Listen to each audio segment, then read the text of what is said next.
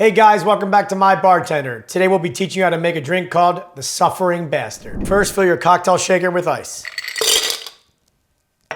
Add 1 ounce of your favorite bourbon.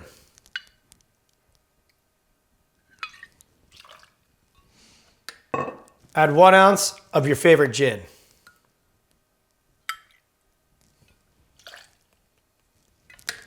Add a ½ ounce of fresh squeezed lime juice.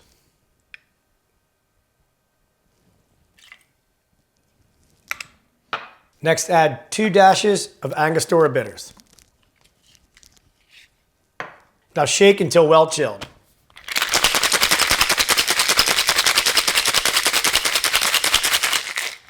Now fill a Collins glass with ice and pour.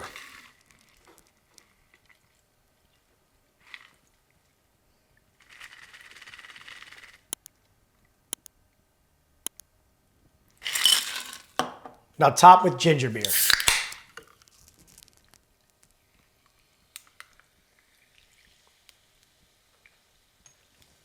Finally, garnish with a mint sprig.